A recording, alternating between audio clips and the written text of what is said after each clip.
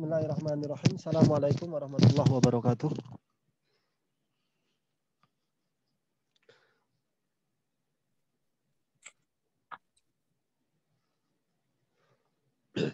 Karena saya akan menggunakan papan tulis ini, video saya akan saya matikan karena kameranya nanti akan mengarah ke atas gitu ya. Saya izin tanpa video ya.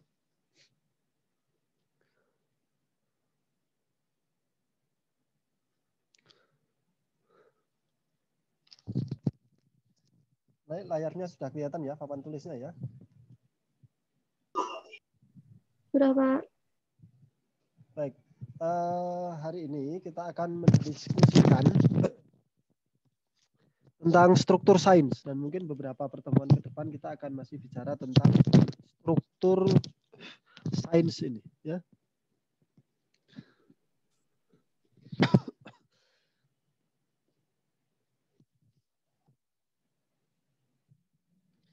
Jadi kita akan bicara tentang ini struktur dari sains. Nah, sains ini dia sebagai sebuah ilmu, sains ini sebagai sebuah ilmu, disiplin ilmu, maka sains ini pasti akan terdiri setidaknya dari tiga unsur. Unsurnya apa saja sebuah disiplin ilmu itu? Unsurnya yang pertama adalah suatu ilmu itu pasti dia memiliki objek kajian. Objeknya itu apa? Gitu. Kan kalau Anda di disiplin pendidikan bahasa Arab, maka objek yang dikaji di disiplin pendidikan bahasa Arab itu apa? Objeknya itu. Anda jelas tidak akan mungkin mengkaji fisika kayak gitu ya. Bahasa Arab tidak akan mungkin mengkaji fisika. Pendidikannya juga tidak akan mungkin mengkaji fisika gitu. Kimia, biologi dan seterusnya seperti itu. Terus kemudian setelah objek itu ini juga bagaimana cara atau metode untuk mengetahui tentang objek itu. Semua disiplin ilmu itu pasti memiliki unsur ini. Cara atau metode mengetahui dari objek itu. Jadi objeknya apa? Setelah objeknya apa ditentukan, maka terus kemudian pertanyaan berikutnya, terus bagaimana cara kita mengetahui objek ini? Bagaimana metode yang bisa digunakan oleh orang-orang untuk mengetahui objek ini? Mendeskripsikan, mendefinisikan, terus membuat karakterisasi dari objek, terus membuat strukturisasi, jaringan konseptual dari objek itu, dan seterusnya seperti itu. Unsur yang ketiga adalah setelah mengetahui metodenya, cara mengetahui dari objek itu, maka kemudian adalah bagaimana atau untuk apa tujuan dari pengetahuan itu. Tujuannya. Tiga unsur ini merupakan salah satu cabang dari filsafat ilmu ya. Di filsafat ilmu nanti akan dikenal objek itu ini sebagai cabang ontologi. Cabang ontologi ya. Itu cabang di filsafat ilmu yang dia mempelajari tentang hakikat dari objek itu. Hakikatnya apa? Ya, gitu. Terus kemudian cara atau metode untuk mengetahui objek itu ini dikenal sebagai epistemologi. Dikenal sebagai epistemologi. Sementara itu untuk tujuannya ini dikenal sebagai aksiologi. Disiplinnya disebut sebagai aksiologi. Nah, sebelum kita ke sana, kita akan melihat dulu bahwa istilah sains ini sebagai sebuah ilmu, sains ini merupakan terjemahan dari kata science, ya, dari kata science. Nah, layarnya saya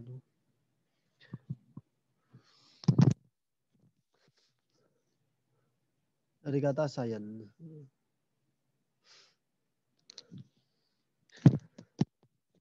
Nah, kalau dulu sains itu yang disebut sebagai science atau sains itu istilah science itu sendiri ya, itu istilah science di dalam bahasa Inggris itu maknanya bisa ilmu secara umum gitu, ilmu secara umum. Maksudnya adalah baik ilmu sosial, humaniora kayak gitu, dan juga ilmu alam itu disebut sebagai science. Ya, karena itulah di sana ilmu alam disebut dengan natural sciences. Ya, karena itulah kita akan mengenal istilah-istilah misalkan social sciences, gitu, ilmu-ilmu sosial. Terus kemudian humanity sciences. Terus kemudian kalau ilmu alam itu natural sciences kayak gitu. Tetapi istilah science ini di dalam bahasa kita diterjemahkan menjadi sains. Nah, ketika menjadi sains di dalam bahasa kita, ini ternyata mengalami penyempitan makna. Jadi ketika kita itu ngomong sains itu, maka asosiasi kita, imajinasi kita, konsep makna yang dibawa oleh kata sains itu mengerucut pada satu jenis ilmu saja, yaitu ilmu alam. Yaitu ilmu alam. Ya. Umumnya seperti itu, tapi di beberapa konteks itu kadang juga masih ada itu bisa juga bermakna ilmu secara umum kayak gitu ya, ilmu secara umum. Tetapi itu dalam banyak pembicaraan kata sains itu biasanya mengacu pada ilmu alam di dalam bahasa Indonesia ya, di bahasa Indonesia kita. Misalkan kalau di universitas kita mengenal ada Fakultas Sains dan Teknologi kayak gitu kan.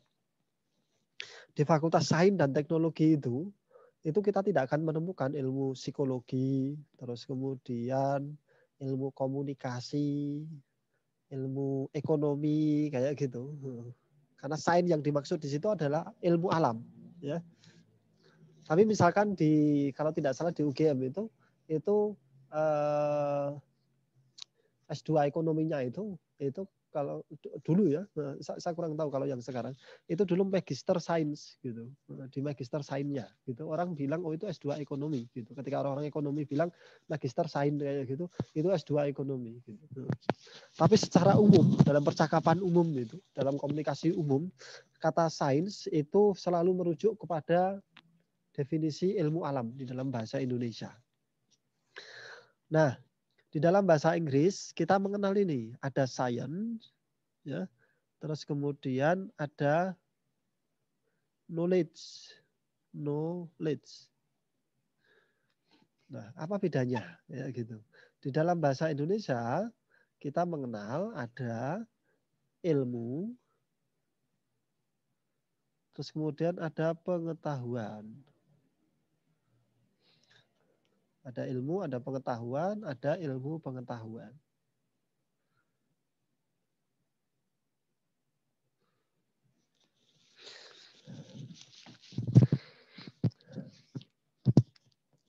Kata knowledge ini biasa kita terjemahkan dia sebagai pengetahuan. Ya.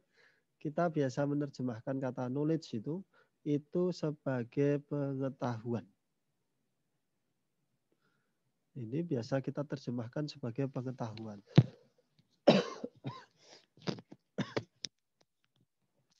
Apa yang dimaksud dengan knowledge atau pengetahuan itu? Kata knowledge atau pengetahuan itu biasa dimaknai sebagai segala hal atau apapun itu yang diketahui oleh manusia dan belum distrukturisasi. Jadi jaringan konsepnya, pertautan konsepnya itu, pertautan maknanya itu belum terstruktur dengan baik. Jadi ini apa saja yang diketahui oleh manusia. Misalkan kita mengetahui bahwa api itu panas. Ini hanya dengan pengamatan atau dengan pengalaman sehari-hari kita semuanya sudah mengetahui bahwa api itu panas. Terus kemudian matahari terbit dari timur. dan seterusnya seperti itu ya. Jadi semua jenis pengetahuan semua jenis yang diketahui manusia yang belum distrukturkan dengan baik, dirapikan, jaringan maknanya itu belum dirapikan kayak gitu, orang menyebutnya sebagai knowledge, sebagai pengetahuan ya. Di dalam konsep Inggris seperti itu ya, konsep barat seperti itu. Nah, ketika itu sudah distrukturkan, maka terus kemudian itu baru disebut sebagai science. Ya, nah, itu bedanya science dengan knowledge. Nah, istilah science itu baru muncul sekitar abad ke-19. Jadi ini baru muncul tahun 1800-an, ya, abad ke-19. Ini baru muncul kok 9, ini 1 IG. 19 ya, abad ke-19. Baru muncul abad ke-19 kata sains itu. Nah, pelakunya atau orang yang berkecimpung, yang berkutat di bidang sains, itu kemudian nanti disebut sebagai scientist gitu ya. Di dalam bahasa Indonesia nanti ini dikenal sebagai ilmuwan.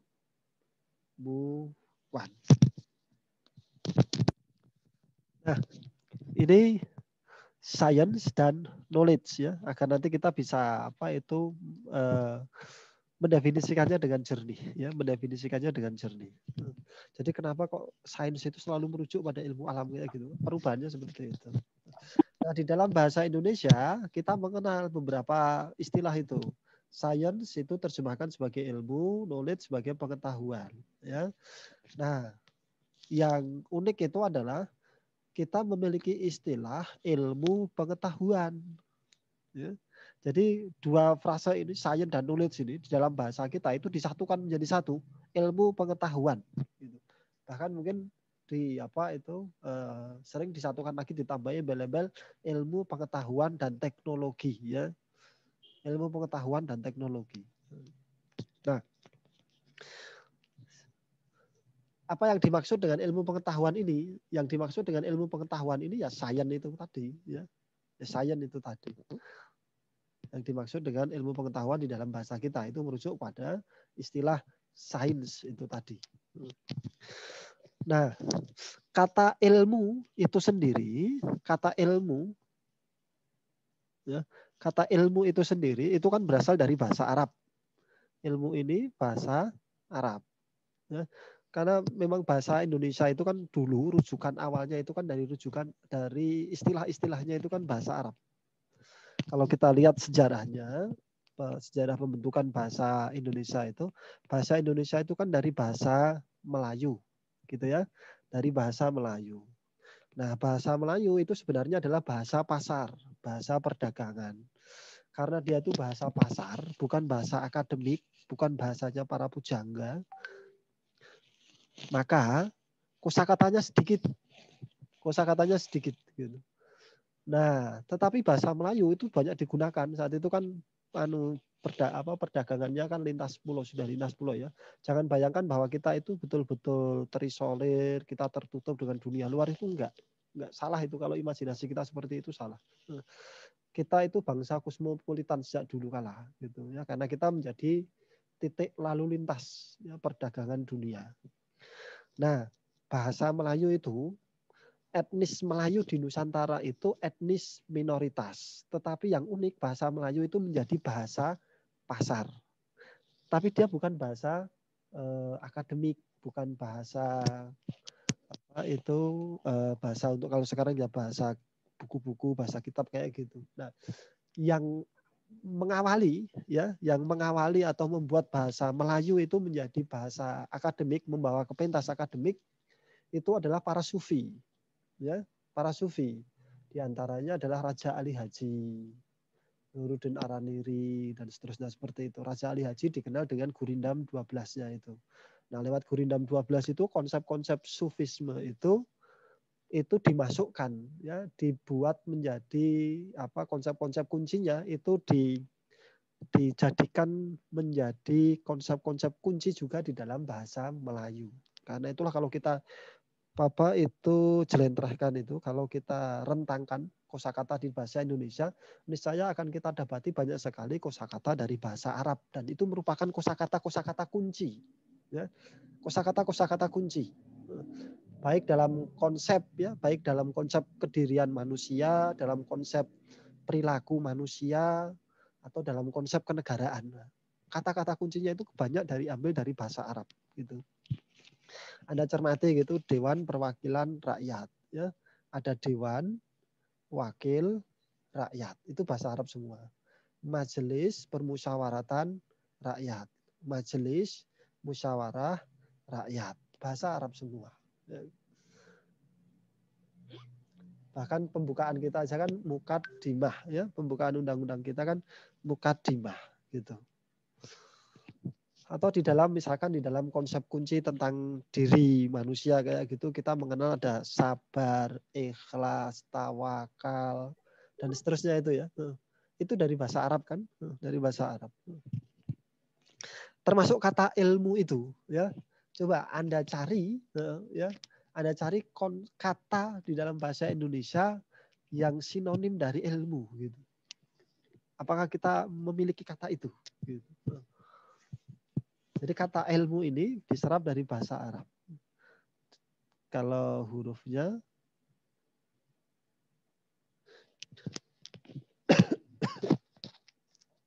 ain lam mim ya, ilmun gitu. Nah, ini seakar gitu, seakar dengan kata alam. Ya. Kata alam. Terus kemudian seakar dengan kata alim. Seakar dengan kata alim, seakar dengan kata alamat kayak gitu. Nah, ini jaringan makna ya, jaringan makna dari konsep ilmu. Jadi mau tidak mau ketika seseorang atau kita itu berbicara ilmu, maka kita sebenarnya sedang berbicara dengan konsep-konsep yang terpaut dengan ini ya. Ilmu pasti akan terkait dengan alam, pasti akan terkait juga dengan yang maha mengetahui, dengan orang-orang yang mengetahui, dan juga terkait dengan alamat, terkait dengan tujuan, terkait dengan tanda, ya, terkait dengan pertanda atau tanda dan seterusnya seperti itu. Nah, jaringan-jaringan konsep ini seringkali orang menyebutnya sebagai world view atau pandangan dunia. Pandangan dunia.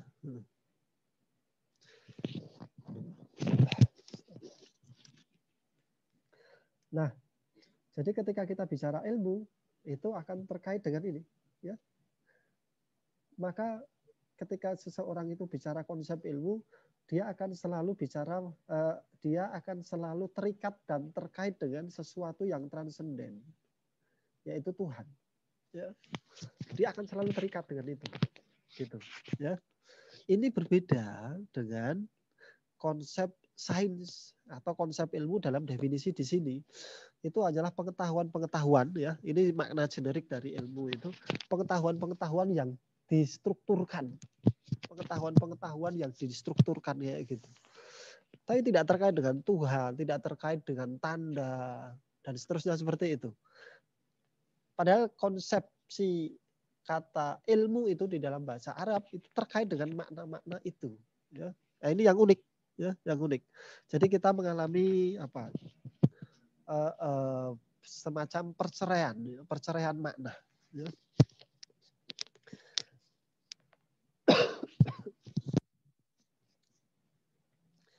Nih, ya. Jadi sampai di sini bisa dipahami dengan baik ya makna dari sains itu. Sebelum kita membahas ke strukturnya itu, struktur sains itu. Ya. Ada pertanyaan dulu sampai di sini.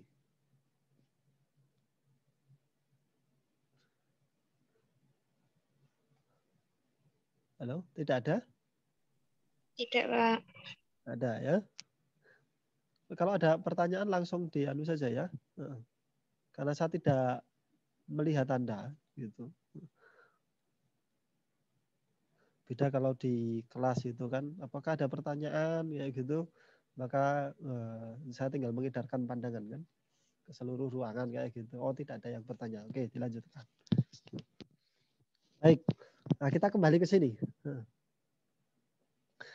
Nah, jadi struktur apa itu sains sebagai sebuah disiplin ilmu itu itu setidaknya memiliki 3 bidang, ya.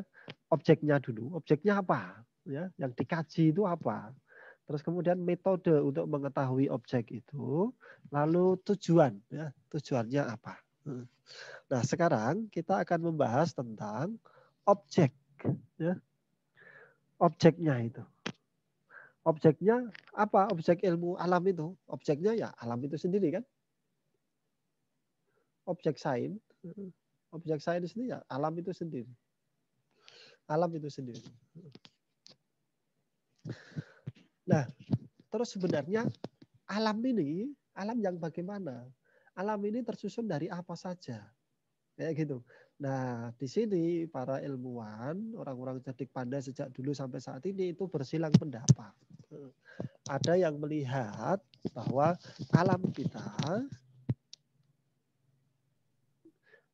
ini tersusun dari sesuatu yang jumlahnya 1.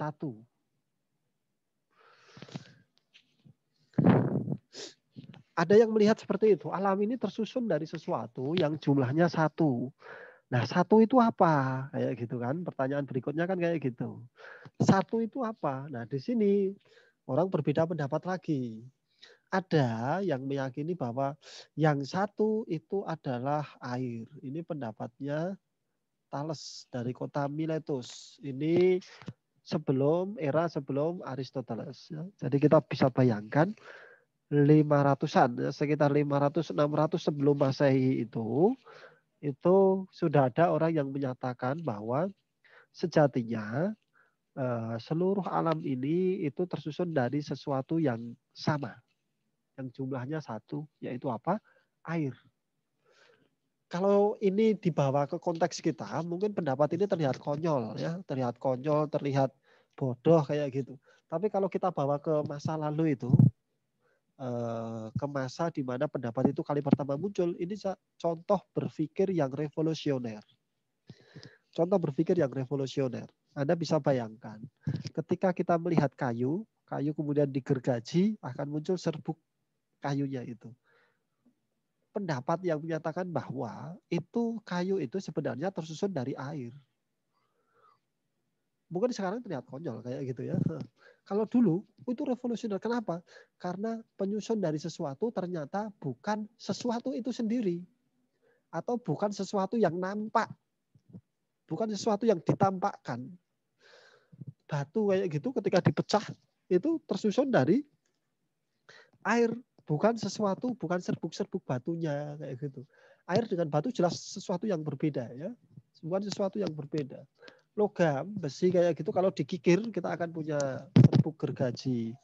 Serbuk apa itu logamnya itu ya. Ternyata tersusun itu menurut Thales itu tersusun dari air gitu. Nah, ini cara berpikir yang revolusioner bahwa penyusun dari sesuatu belum tentu sesuatu yang sama dengan sesuatu itu gitu. Jadi saya ulangi, penyusun sesuatu ternyata belum tentu sama dengan sesuatu itu. Nah, menurut Thales semuanya itu disusun atas air, ya. Semuanya itu disusun atas air. Semuanya disusun atas air.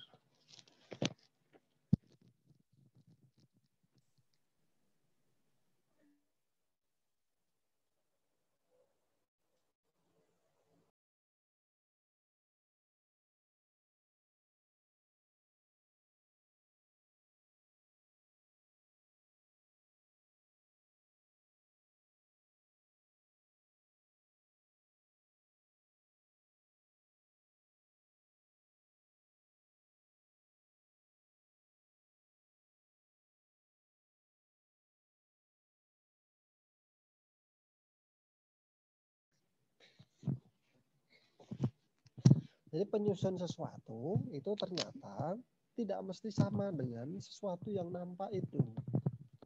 Maka ini cara berpikir yang revolusioner. Maka kemudian Thales itu digelari sebagai bapak filosofi yang pertama. Bapak filosofi yang pertama. Karena cara berpikir dia yang revolusioner pada saat itu. Ya. Jadi ini era sebelum Sokrates ya, era sebelum Sokrates, Aristoteles, Plato kayak gitu. Era sebelum itu. Sebenarnya para nabi itu ini kan 600-an ya, katakanlah 500 sebelum Masehi itu. Para nabi itu kan cara berpikirnya juga revolusioner ya. Dibandingkan dengan umatnya gitu kan. Cara berpikirnya juga revolusioner. Cerdas gitu kan. Cuma dalam sejarah sains ya, kisah-kisah nabi itu kan tidak apa istilahnya, tidak gampangnya ya tidak diakui kayak gitu kan dalam sejarah sains.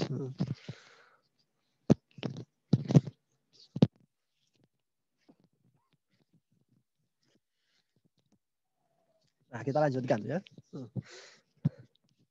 Kemudian Thales ini punya murid, Anaximandros, ya, atau Anaximandros, ya Anaximandros, namanya Anaximandros.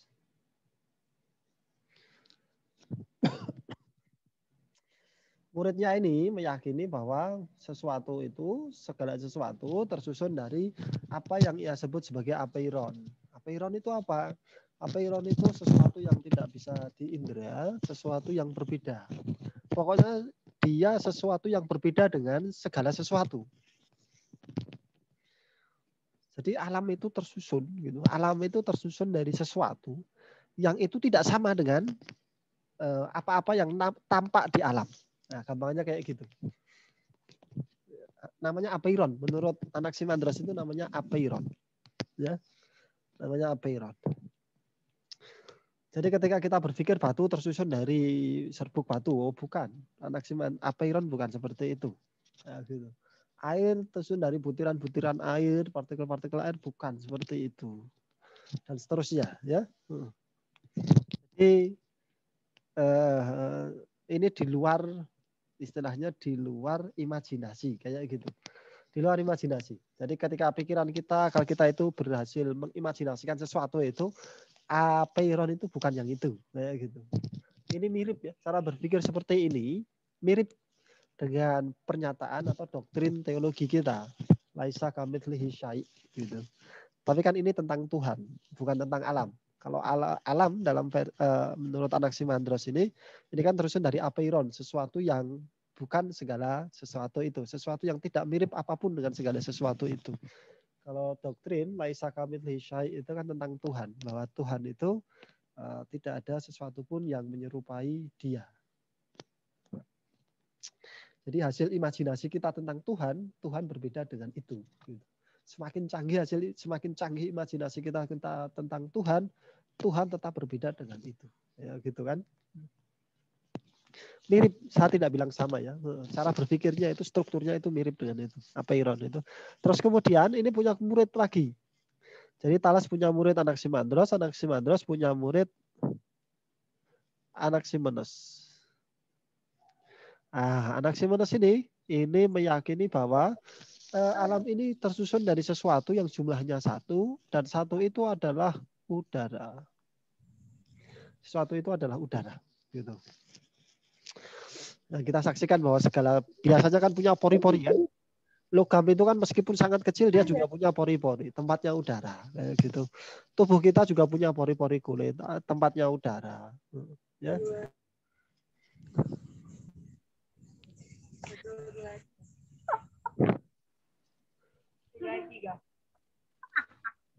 Nah, kita lanjutkan. Ini, mikrofonnya tolong di ya.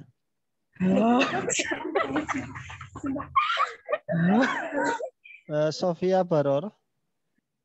Ya.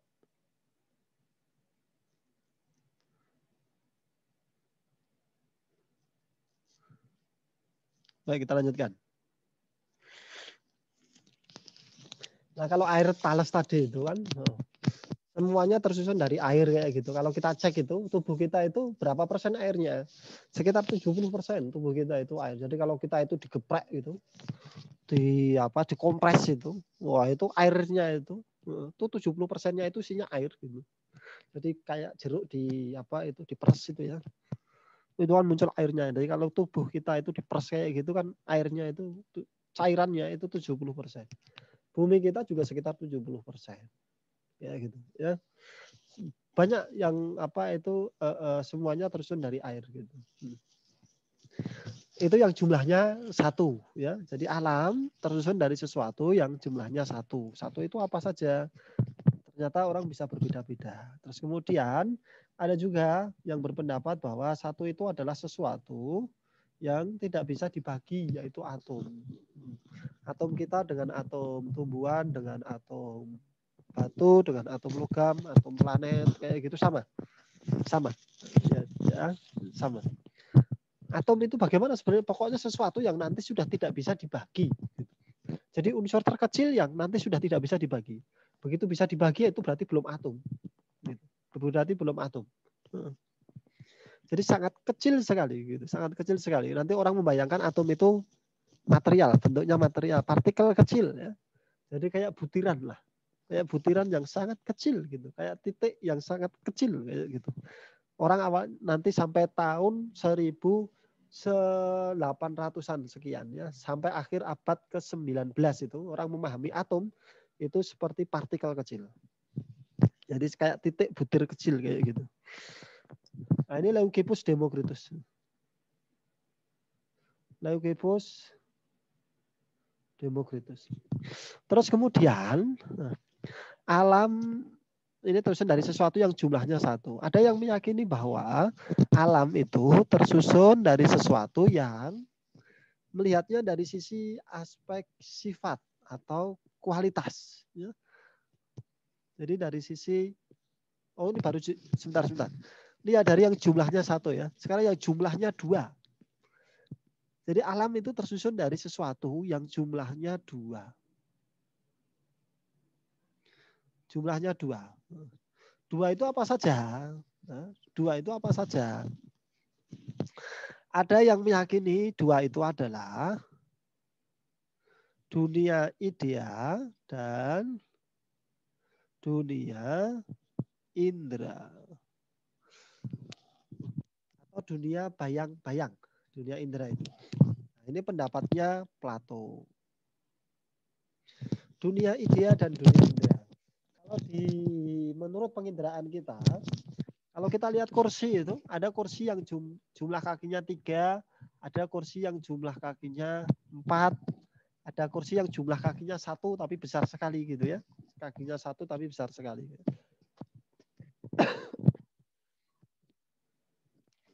Terus kemudian ada kursi yang dia tuh tanpa lengan, ada yang berlengan. Ada kursi yang bisa diduduki 1 orang, ada kursi yang bisa diduduki 2 orang atau berbanyak orang. Ada kursi yang dengan sandaran di belakang, ada kursi yang tanpa sandaran di belakang. Kayak gitu. Semuanya itu adalah kursi di dunia indera itu ya. Yang kita bisa lihat, kita bisa raba-raba itu semuanya adalah kursi. Nah di dunia idea, kursi itu nanti jumlahnya cuma 1, yaitu kursi itu saja. Ya, sesuatu yang bisa digunakan manusia duduk, itu kursi. Kita mendefinisikannya kan seperti itu.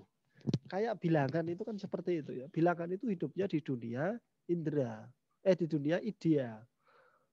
Bilangan itu. Yang kita lihat di dunia indera gimana? Teman kita yang bernama misalkan Robi, itu mungkin hanya 1 atau 2, katakanlah 2. 2 itu jumlah orang yang bernama Robi yang kita kenal, tapi bukan angka 2-nya. Angka 2-nya di mana? Hidup di dunia idea.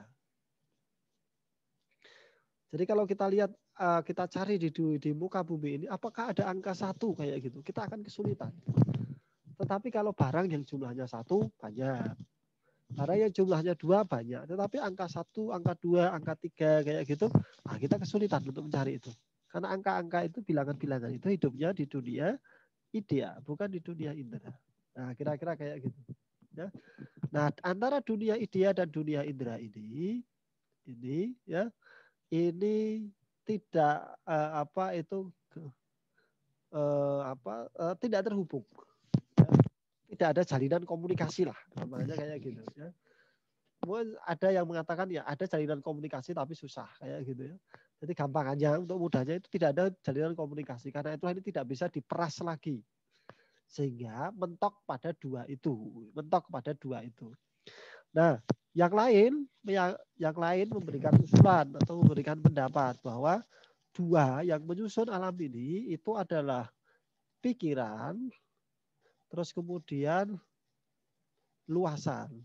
Pikiran ini disebut sebagai res extensa, res cogitan. Maaf, ini res cogitan. Hapus ya. Ini res cogitan, luasan. Ini res extensa. Ya. Res cogitan dan res extensa. Nah, res cogitan ini pikiran ya, kayak dunia ideal. Res extensa ini adalah luasan, kayak dunia indera. Luasan atau fisik atau jasmani kayak gitu ya. Jadi ini pikiran, res cogitan itu sesuatu yang sifatnya batiniah. Sifatnya imateri. Luasan, res extensa kayak gitu sesuatu yang sifatnya itu jisim, sesuatu yang sifatnya material. Jadi kalau melihat manusia kayak gitu, itu maka manusia itu terdiri dari dua hal, yaitu pikiran, res cogitan dan res extensa. Luasannya adalah tubuh kita, ya, badan kita itu nggak ada jalinan komunikasi. Maka ketika ada yang mengkaji luasan atau res extensa dari manusia, maka nanti muncul disiplin ilmu kedokteran. Kalau ada yang mengkaji res cogitan dari manusia, maka nanti muncul psikologi kayak gitu. Ya. Jadi dua hal ini tidak berhubungan, tidak ada jalinan komunikasi. Karena itulah dua hal ini dianggap berlawanan, ya, dianggap berlawanan. Sehingga nanti juga dikenal, yang dua ini juga dikenal sebagai dikotomi. Pemahamannya dikotomik. Ya. Nah, pahamnya yang meyakini bahwa alam ini disusun dari dua, itu disebut sebagai dualisme. Nah, ini disebut sebagai dualisme. Sementara yang tadi satu itu disebut sebagai monisme. Ya, disebut monisme.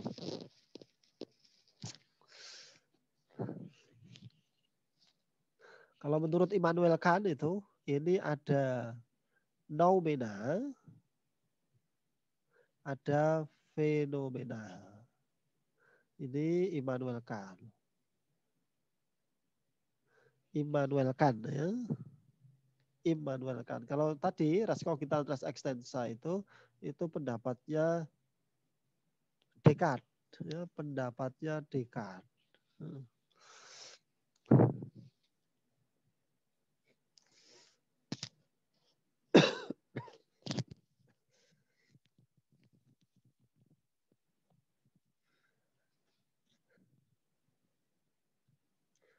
Terus kemudian ada yang meyakini bahwa jumlahnya bukan 1 dan 2, tapi jumlahnya banyak.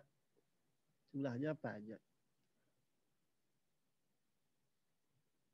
Nah, pendapat yang terkenal adalah bahwa alam ini tersusun dari unsur-unsur banyak 4, yaitu tanah, terus kemudian air, api, dan udara. Nah, kita mengenalnya 4 ini sebagai apa? Sebagai avatar. Kayak gitu ya, kalau sekarang kan dikenal sebagai avatar. Tanah, api, air, udara. Nah, ini pendapat menurut Empedokles. Empedokles. Nah, Empedokles ini, selain pendapat ini, dia juga dikenal bahwa dia sudah menyelesaikan ramuan abadi. Ya, ramuan abadi, dan dia ingin mencobanya, apakah dia betul-betul akan bisa abadi atau tidak itu. Akhirnya dia nyemplung ke kawah gunung api Etna. Apa yang terjadi? Ternyata tidak ada kabar. Berarti Empedokles meninggal, gitu kan? Empedokles akhirnya meninggal demi membuktikan keyakinannya, gitu. Demi membuktikan keyakinannya atau demi membuktikan temuannya. Nah, dia meninggal itu. Masih kalah dengan Gatut Kaca. Ya. Kalau Gatot Kaca itu mandi ketika masih bayi itu dimandikan di kawah Condro di Muko. Nah, keluar langsung besar ya. Langsung bisa duplikasi diri. Karena itulah ketika perang Baratayuda itu Adipati Karno itu kan sampai bingung itu. Karena Gatot Kaca itu terbang ke angkasa dan kemudian menduplikasi diri banyak sekali kayak gitu. Tapi panahnya Adipati Karno kan keren sekali ya, kayak rudal. Kalau dalam bahasa sekarang ya rudal kayak gitu. Sehingga bisa mendeteksi mana yang asli, Gatot Kaca yang asli itu. Yang lain hanya bayangan saja. Ya akhirnya terbunuh Gatot Kaca. Ya. Ototnya kawat, balung besi, sumsume, serbuk gergaji, ya serbuk logam kayak gitu. Ora tedas tapak paluning pandi. Ya.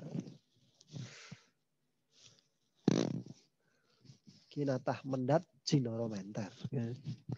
Untuk membuktikan, untuk mendeskripsikan ya, mendeskripsikan kehebatan Gatot Kaca itu. Kalau bahasa sekarang ya itu kayak cyborg, ya cyborg. Kayak apa itu bioteknologi ya. Ayang sudah punya sampai situ ya ceritanya. Kembali ke Empedokles ini. Empedokles akhirnya mati ya. Nah, ini nanti yang digunakan oleh Aristoteles untuk menjelaskan konsep-konsep fisika atau kosmologi Aristoteles itu. Jadi segala sesuatu tersusun dari kombinasi dari 4 unsur ini. Mana yang lebih dominan? Nah, 4 unsur ini memiliki sifat-sifat gitu. Sifat-sifatnya juga kombinasi ya. Sifatnya itu dideskripsi panas dan dingin. Panas dingin ini kan berlawanan. Terus kemudian kering, basah. Nah, pasti punya 2 sifat ini. Dari atas dan bawah ini. Kombinasi dari atas dan bawah ini. Misalkan api. Api itu panas ya. Api nggak mungkin dingin. Panas dan kering api itu. Panas dan kering. Nah, terus kemudian yang lain itu kombinasi dari itu. Nah, nanti percampuran dari itu yang kemudian digunakan untuk menjelaskan mekanisme atau fenomena di alam kita. Itu dari sisi jumlah. Nah, ini dikenal sebagai pluralisme. Ya, yang jumlahnya banyak. Leibniz ini juga meyakini alam ini tersusun dari apa yang ia sebut sebagai monad. Monad ya, monad. Yang jumlahnya banyak sekali, ya, jumlahnya tak terhingga. Monad itu. Ini dari sisi jumlah ya. Alam itu tersusun dari sesuatu yang satu atau sesuatu yang jumlahnya 2 atau sesuatu yang jumlahnya banyak. Nah, terus kemudian ada yang melihatnya tidak dari sisi jumlah, tapi dari sisi apa? Dari sisi sifat. Jadi dari sisi sifat atau kualitas. Dari sisi sifat atau kualitas. Jadi alam ini tersusun dari sesuatu yang sifatnya kayak gitu ya. Atau kualitasnya kayak gitu. Apa? Yang sifatnya yang pertama adalah material atau materi. Material ini ciri khasnya adalah bisa diindra. Bisa diindra, material. Material di sini jangan bayangkan seperti tumpukan material ya ketika kita jalan-jalan terus kemudian di jalan itu ada pelang besar itu di pinggir jalan, awas tumpukan material, bukan material yang seperti itu. Material di sini yang dimaksud adalah segala sesuatu yang dia itu sifatnya jisim, jasmaniah, yang ciri khasnya adalah bisa diindra. Bisa diindra itu kan bisa dilihat, bisa diobservasi, terus kemudian bisa diraba. Karena itulah nanti bisa diukur, bisa diukur. Pengukuran itu nanti sangat penting sekali di ilmu alam. Ya, bisa diindra itu berarti nanti pasti bisa diukur. Yang sifatnya material. Karena itulah ketika ada batu, ya, ketika kita melihat batu itu, maka batu itu tersusun dari sesuatu yang sifatnya material.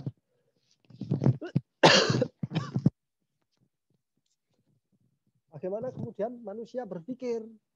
Nah, bagi para penganut ini bahwa semuanya itu adalah sifatnya itu material, kualitasnya itu adalah kualitas yang material, maka cara berpikir manusia pun bisa dimaterialkan. Misalkan ketika Anda itu menusukkan ya pulpen Anda, menusukkan pulpen Anda itu ke tangan sebelah itu, maka kan kulitnya itu kan akan agak apa itu terdorong ke dalam ya. Jadi agak ada cekungan di ujung pulpen itu. Ujung cekungan itu menunjukkan ada konfigurasi, ada perubahan konfigurasi kulitnya toh. Perubahan konfigurasi kulit itu berarti akan ada perubahan konfigurasi elektron. Kalau ada perubahan konfigurasi elektron, maka ada arus listrik. Kalau arus listrik ini kemudian disalurkan lewat sensor-sensor motorik, ya.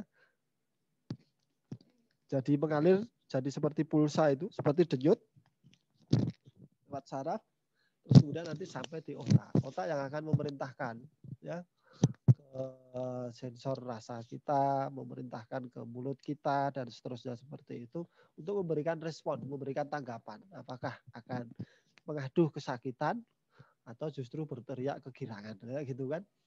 Nah, itu sifatnya material, sifatnya material. Jadi semua proses di alam itu, semua fenomena di alam berusaha untuk dimaterialkan. Berusaha untuk dimaterikan. Semuanya itu, semuanya.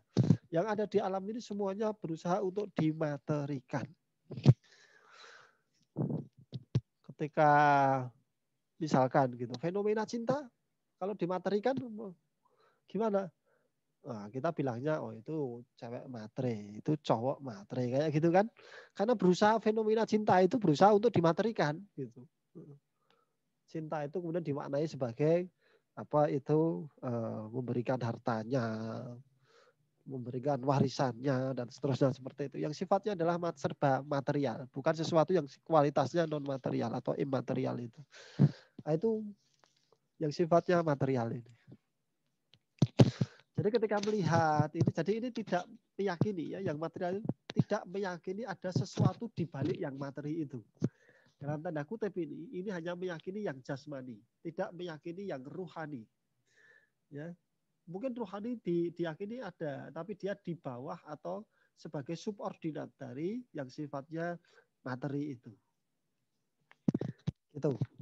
Nah, material yang sifatnya material ini nanti orang menyebutnya itu sebagai naturalisme atau juga disebut sebagai materialisme.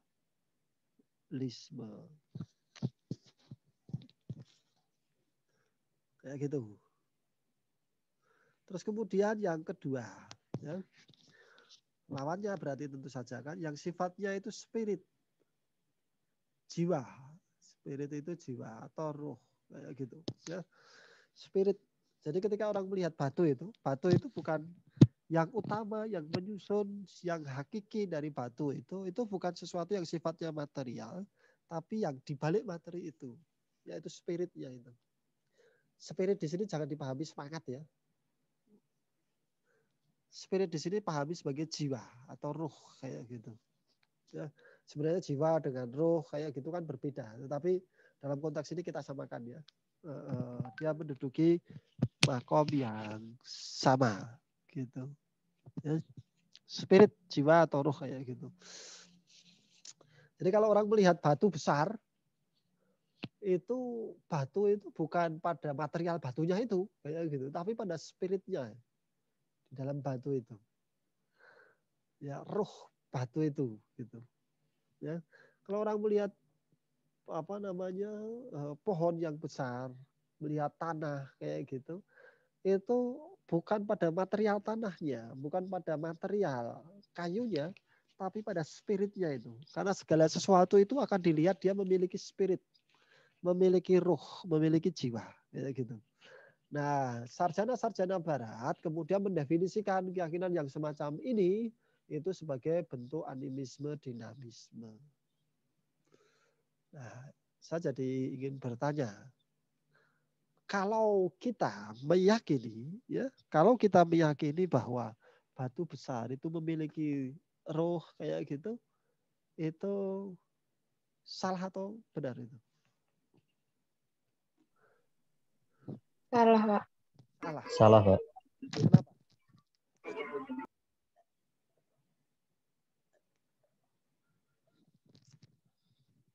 Salahnya kenapa?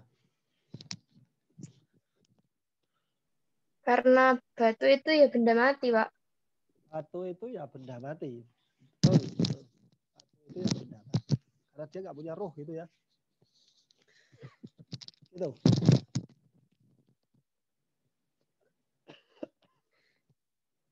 Halo?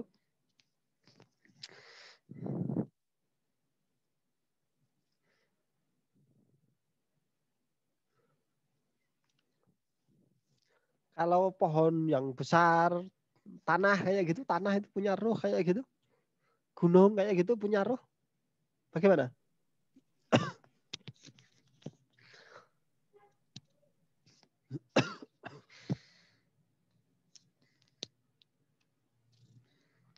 Halo? Enggak juga, Pak. Nggak juga gimana? Nggak memiliki gitu maksudnya. Iya, enggak Nah, memiliki roh. nah, betulkah seperti itu? Gitu kan? Coba nanti dicek ya.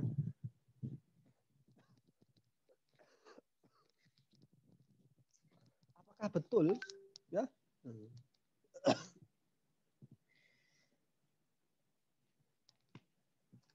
Apakah betul itu semuanya tidak memiliki roh? Gitu loh. Apakah semua makhluk Allah itu selain manusia tidak memiliki roh? Gitu.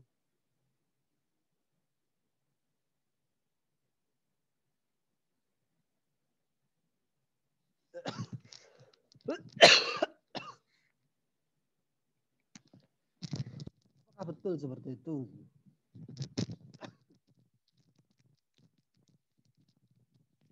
Batu, gunung kayak gitu, betulkah dia itu tidak memiliki roh?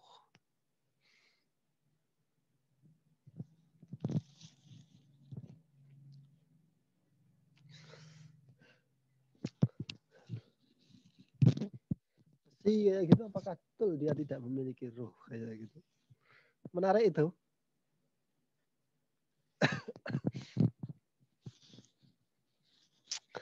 Nah, pemahaman ini disebut sebagai spiritualisme. Ya. Ini disebut sebagai, ini pakai ungu kelihatan nggak ini? Kelihatan ya harusnya ya. Iya, Pak. Spiritualisme. Atau lawannya sebagai lawan dari naturalisme itu adalah supernaturalisme. Supernaturalisme itu.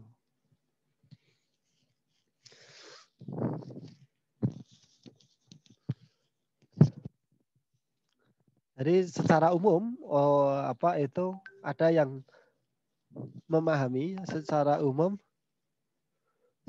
ada yang memahami itu, ya.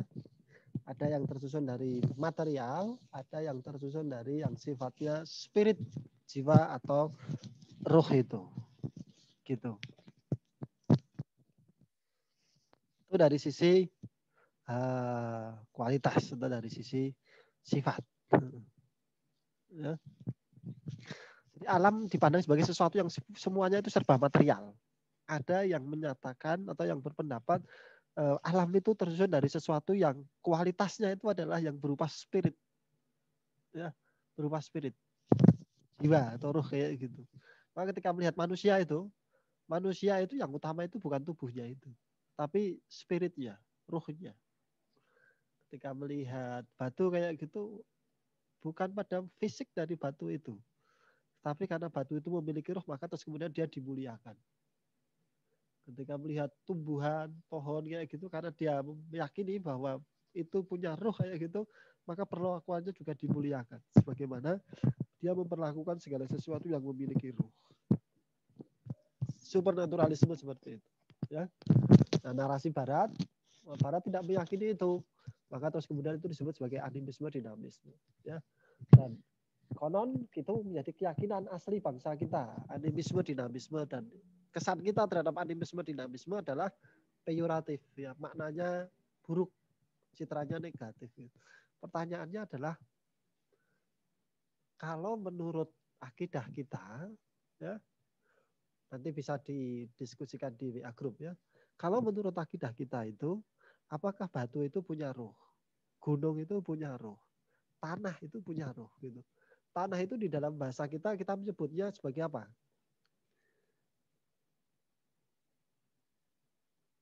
Dalam bahasa Jawa. Kita menyebut tanah sebagai dengan istilah apa? Lemah. Tanah, lemah. Kita menyebutnya dengan istilah apa lagi? Siti. Pak. Ya. Siti. Siti itu dari asal katanya dari apa? Siti. Kita menyebut kita menyebut ummahatul mukminin itu semuanya diawali dengan kata Siti. Kita menyebut perempuan-perempuan yang mulia itu dengan kata Siti. Ya. Maka ketika kecil itu istri Nabi itu namanya siapa? Siti Khadijah gitu. Begitu kita baca buku kok nggak ada kata Siti kayak gitu kan? Putri Nabi yang mulia namanya siapa? Siti Fatimah. Gitu. Begitu kita baca textbook, begitu kita berinteraksi dengan textbook, kok nggak ada kata Sitinya gitu. Bentuk penghormatan gitu. Perempuan gitu. Ya. Sayyidati gitu. Jadi kita menghormati lemah itu, tanah itu. Kita panggil sebagaimana kita memanggil perempuan-perempuan yang mulia. Siti. Ketika itu kita mengenal ada istilah ibu kota, tidak ada bapak kota kayak gitu. Karena bapak itu untuk angkasa, ya. Apa itu untuk angkasa, untuk langit. Kata art itu art bumi itu jenis kelaminnya apa? Laki-laki atau perempuan? Ini bahasa Arab, pendidikan bahasa Arab. Nah, kalau saya kan bukan orang bahasa Arab gitu. Kalau di bahasa Arab itu kata art itu jenis kelaminnya itu laki-laki atau perempuan itu? Laki-laki. Perempuan. Hah? Laki atau perempuan?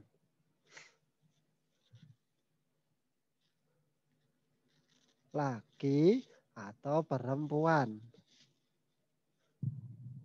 Nggak ada laki-laki, nggak ada perempuan, Pak. Adanya mudzakkar mu'annas gitu. Laki-laki atau perempuan?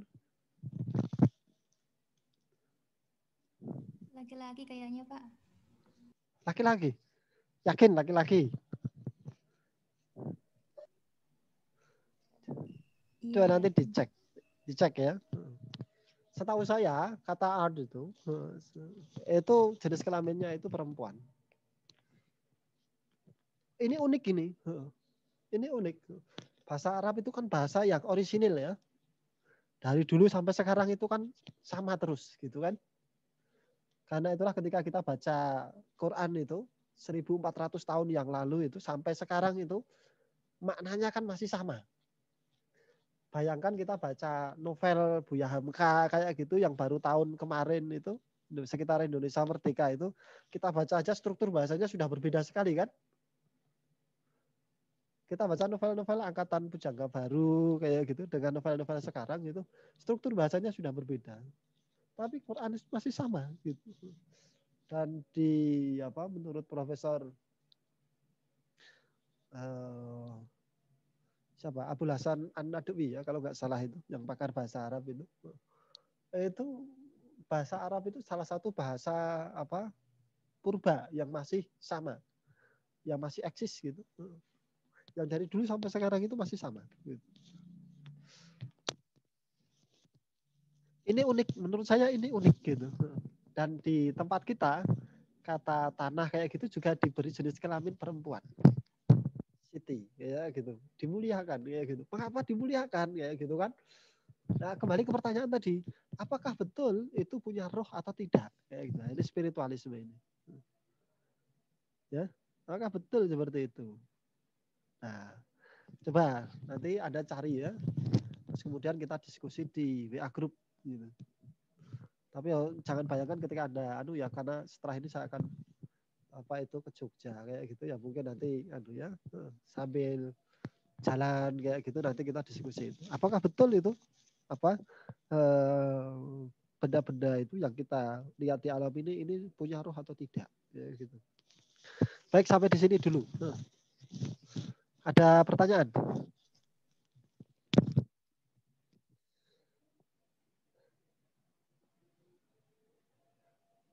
Bisa dipahami dengan baik ya? Insya Allah bisa, Pak. Kayak gini enak ya, seperti lihat di papan tulis kan? Iya, Pak. Baik, ada pertanyaan? Baik, kalau tidak ada, saya akhiri dulu sampai di sini. Terima kasih. Semoga pertemuan kuliah kita ini kuliah yang berkah ya. Subhanakallahumma wa bihamdika asyhadu an la ilaha illa anta astaghfiruka wa atubu ilaik. Assalamualaikum warahmatullahi wabarakatuh. Waalaikumsalam warahmatullahi wabarakatuh. Terima kasih, Pak. Ya, Terima kasih, Pak. sama-sama. Terima kasih. Ya, sama-sama.